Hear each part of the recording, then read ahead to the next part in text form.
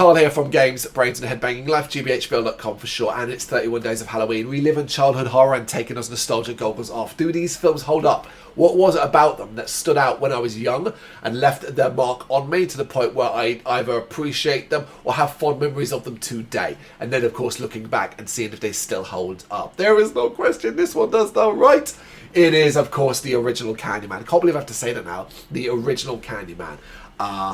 Yeah, this is very, very special. I think I said before in the Thing one or the Halloween one that we don't have many 10 out of 10 movies on the site. 10 out of 10 in film, I think, is really, really difficult to do. Even though 10 out of 10s and 9 out of 10s, every score is subjective. There are a handful that have that distinct honour, mainly through personal feelings more than anything else. Of course, nothing is perfect, but to us, 10 out of 10 is as close to perfection as we're going to get, at least from a personal point of view. This movie is a 10 out of 10.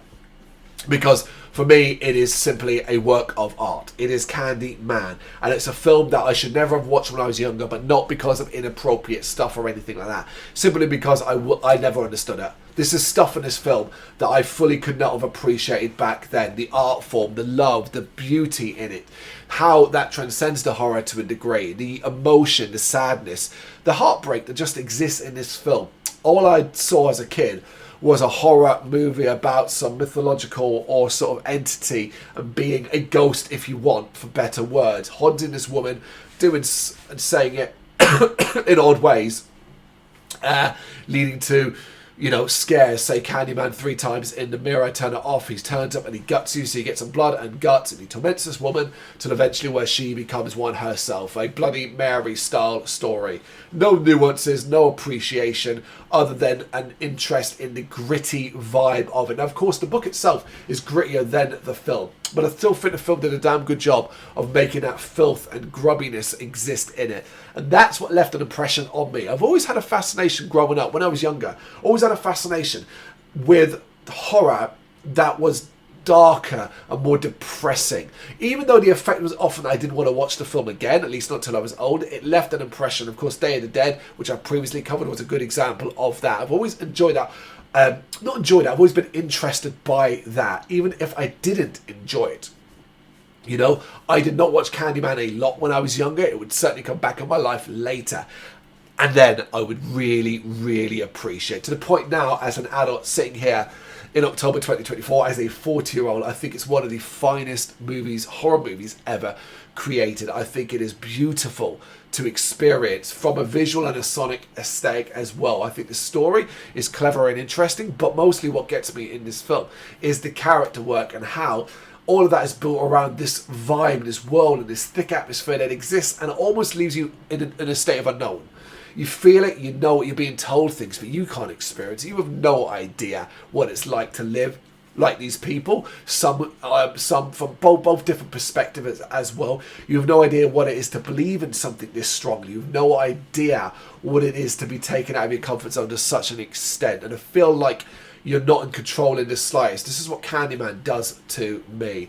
It is beautiful, beautiful misery for me. And that is encapsulated by, you know, finale that is strong all over. The performances from Virginia Madsen to Tony frickin' Todd. This is incredible stuff from an incredible set of actors who are both done, not just them two have done incredible stuff afterwards, but may never be able to top this in from my personal perspective. I just love how this movie is shot. I love the soundtrack. This is such a strong movie that, whereas it's got sequels, obviously, the two later ones, and then of course the reimagining continuation of the original story, none of that holds a candle. I don't mind the sort of reimagining sort of storytelling. I don't mind that really, but the other two, like, they really damaged the franchise in my opinion, but it doesn't affect my feelings on this movie. I can see this movie as its completely own thing, standalone, and enjoy it thoroughly in that. It has so many iconic scenes. So many scenes that stood out as a kid for me, and now when I watch them I get that chill down the back of my neck. From his introduction in the garage and that deep booming voice, fabulous. To when they first stepped through the sort of broken bathroom cabinet area, and you see that gorgeous image that's obviously of his mouth. That stuff like that, fantastic. Some of it's more gore based, the image obviously of his torn up chest, and even leading into sort of the backstory around his slave past and how he was treated. All really, really interesting and really memorable stuff.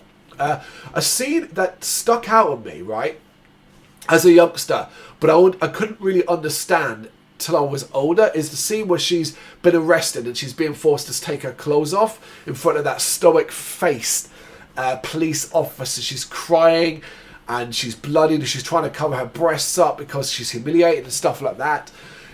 It gave me a bad vibe as a kid. I always remember that. I never felt comfortable watching that scene. Now I watch and I think, my God, how horrible is this? You know you're innocent, but no one's going to believe you in the slightest. You're crying, humiliated, but that police officer has no time for your shit, has no interest in your lack of care, in your how you're feeling or what you could. No one's listening to you. It is a fabulous scene, one of the darkest and most depressing of it. But I put that alongside the sort of scene where she comes crawling at the very end, crawling at a bonfire with the burns and the hair on fire and all that. I think that's so heartbreakingly horrible. I'm one of those, weirdly, that actually almost wishes that we didn't kind of have like the garish ending that comes along. I know we kind of have to have that to pay off for some people, but I always think it would have been really interesting if it followed like it did. The lights went off, it went to black, and maybe you hear him scream, or maybe like you hear the sounds that we do following the part where she, like actually follow after she appears. I always think that one could have been quite good as well, because it would have left you wondering, well, maybe it wasn't her, maybe it was his new bride and she was psychotic and got angry and stuff like that. It could have been an interesting thing to tell there, but I'm not rewriting the film, because to me it is near perfect, as I said already. I love it, and it is still as strong today as it was when I was younger, except now I appreciate it more. Now I get it. And that's not to play down a child who does understand or does feel it and so on. I just didn't. If you're a younger audience member and you watch it and you really get the vibes from it, the atmosphere, and feel it, more power to you. It just was lost on me. The nuances were lost on me. But I'm glad as an adult I get to appreciate them.